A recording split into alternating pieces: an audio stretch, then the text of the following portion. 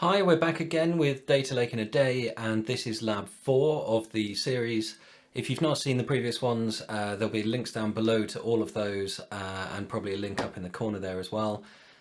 In lab 4 today, it's a really short lab. We've created the model in lab 3, and today we're just going to pull that into SQL DW, now called Synapse, as a presentation layer. So this is going to allow us to query that data with lots of power, and when you've got a very large model, you need that kind of database system sitting behind the scenes so that when you run a query, you're able to get those results nice and quickly.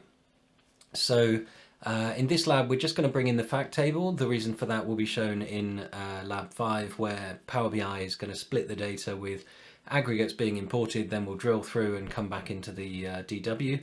When you've got a really large amount of data, it's quite useful to know these techniques. For this data lake in a day, though, all you need to know is we've got a presentation layer bringing in that model so that we can then consume that later on. So enjoy the demo, and I will see you later.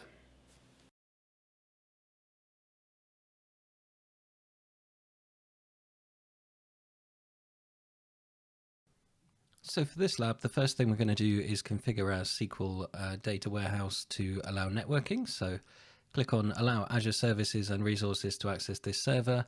Click on Add Client IP, so you need your own IP there to use the query editor, and then save. This allows all the connectivity to happen. So the data factory needs to connect to DW, and your query editor here needs to connect. So click on Query Editor and type Create Master Key. Click on Run, and hopefully that will succeed. If you're doing this on a real system, then you would generally go back and remove your own IP, or you might have full networking from your site anyway. Next thing, open Data Factory. And what we're going to do in here is just create a new data set as a sink to connect and dump out the same data we did before. So exactly the same place where the order data was exported. Click on the plus and add a new branch, and then drop that down. And here we're going to do a sync. And instead of going to our blob storage this time like we did all the way through the previous lab, this time we're going to export to SQL DW or Synapse Analytics. So click on New next to Dataset and go to Azure Synapse Analytics, formerly SQL DW, and add the dataset. And within here, we're going to add the linked service. This is a slightly quicker way than we did early on in the labs of creating the connections first. I wanted to do that just so you saw how it properly worked. So here, choose your DW01 database using the drop-downs, SQL authentication and demo god, and the password that you picked. And then hit the test connection button. Hopefully that will be successful, and then hit create. So if that's not successful, it could just be the networking from earlier in this lab wasn't configured correctly.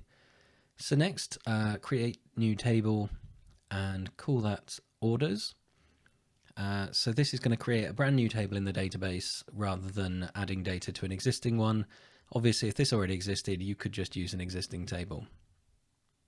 So next, we're going to go to settings on the data flow itself. So the reason we're doing this is we need somewhere to stage the data for DW to load it. We're using a very quick loading mechanism called Polybase here, where we write out to the data lake first, and then SQL DW will read that in from there, much quicker than writing individual rows into the database. So add the Azure Blob Storage one and just use raw/staging. Sometimes we may use a separate account for this, but it's not necessary here for the demo. And then run add trigger now and just run through this once. So what this is now going to do is go off and create the data table. And then once that's finished, we can go back into our query editor under DW01. And we can actually show the top 1,000 rows of the table. And that's going to show us the data. This is going to be the exact same data that's in the CSV that we created in the previous demo. You can go and verify that if you wanted to. But here you can see the structure of the table. And then in the bottom pane here, you can see the full data set exactly as we had before.